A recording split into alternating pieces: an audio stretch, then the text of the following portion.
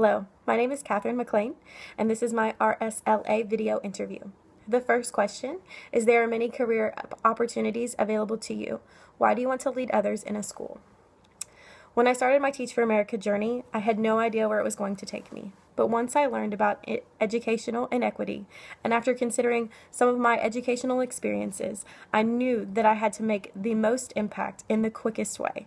So I joined Teach for America, was placed in Teach for America Appalachia, and I work every day for my students to ensure that they don't face the educational inequity that they have in the past.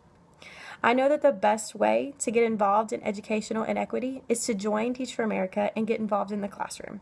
So I have done that. And in doing that, I still consider my students and the best way to support them as they continue their journey throughout school.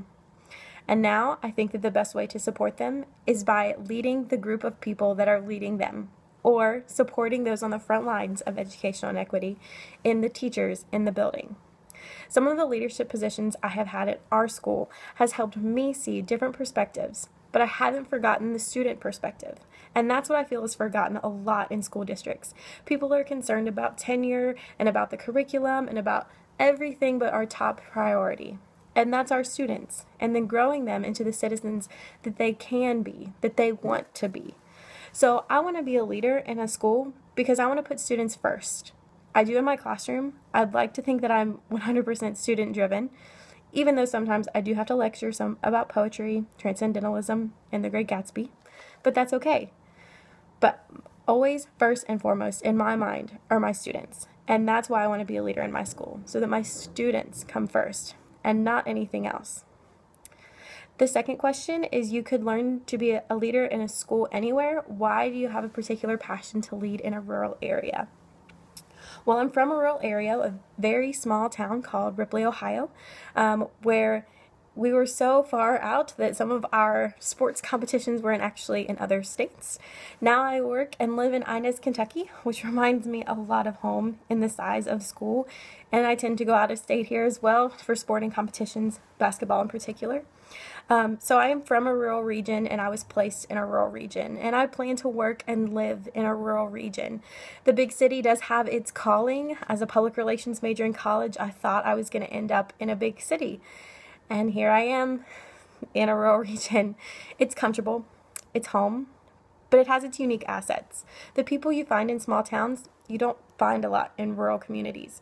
My first weekend in Inez, Kentucky, I was invited to 3 churches and 2 family reunions, even though I'm not related. And that's a great thing about rural communities, is they welcome you. There's a family feel. There's also great histories in small towns. The small town I'm living in now is very different than the one I grew up in history-wise. However, there are some similarities, and those folks that are prideful of where they come from, and some of the folklore that you hear, and especially some of the Southern hospitality that I've experienced, are unique assets to small towns. Rural regions also have their unique issues, such as issues in transportation, road management, lack of government services, lack of transportation, and of course rural poverty.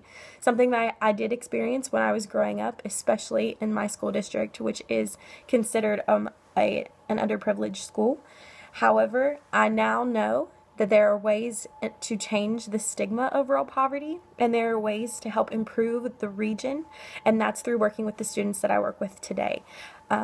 Just like I tell my students, the best way to revitalize your community is to use your greatest asset. And most of the time in these rural regions, particularly in Inez, Kentucky, and in Ripley, Ohio, our greatest asset are the people who are there. So ideally, I would like to go back to Ripley, Ohio, and I would like to be a school leader in the school that I graduated from. I feel like if I'm not willing to go back to where I came from, then I'm not preaching a message that is entirely true. I encourage my students to go to college, to gain knowledge, to get the experience that they need, and then come back to Inez, Kentucky and revitalize the community in the way that they know how. And the way that I know how is to be a school leader. So I'm going to do that in a rural region where I grew up. Now, I may never work in the high school that I graduated from, and I may just be a school leader in Kentucky instead of Ohio. But I feel like that's making a difference too. I feel like I need to experience the own message that I'm preaching because I believe in it. Otherwise, I wouldn't preach it. So that's why I want to stay in a rural region, is because I'm from there, I live there, I know the unique assets and issues, and I'm taking my own word. is how to revitalize the communities that need the help, that deserve the educational equity that we keep talking about. I want to be one of those people who changes the community that I'm from. The third question asks about the words people I know would use to describe me.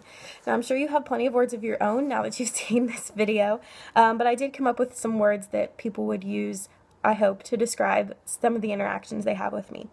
My principal, Dr. Laney, would probably describe me as inquisitive. I ask lots of questions in meetings, in staff meetings, and department head meetings, etc. And a lot of these questions come from the student perspective.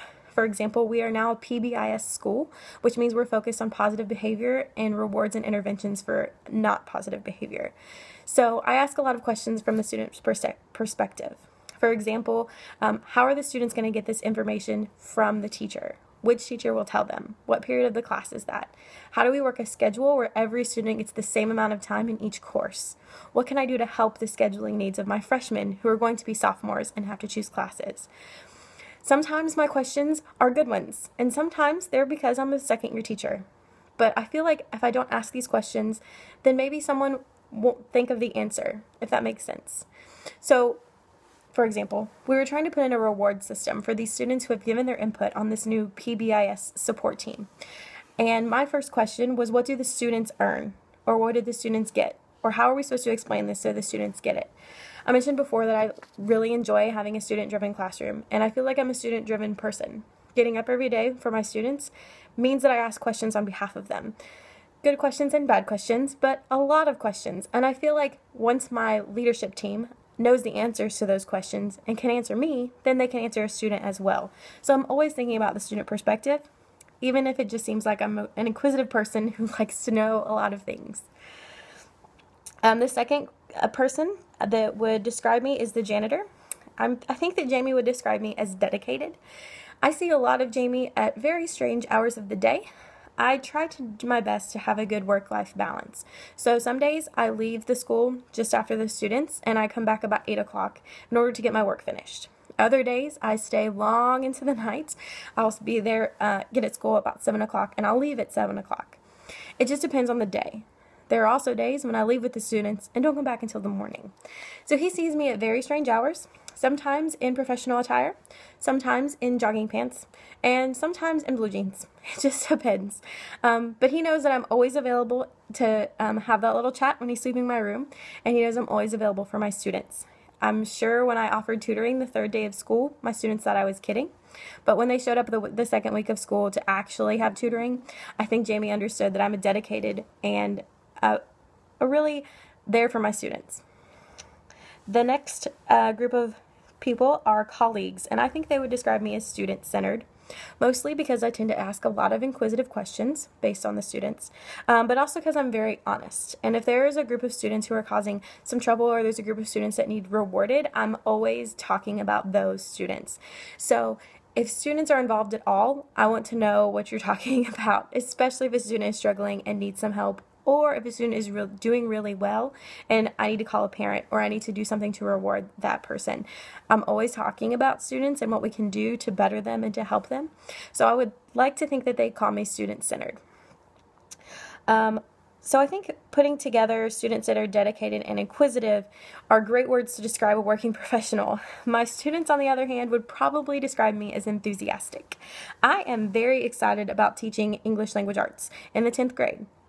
Now, am I very excited about the content of English language arts? Not necessarily, but don't tell my students, because if I'm excited about it, they're going to be excited about it, and I know that trick.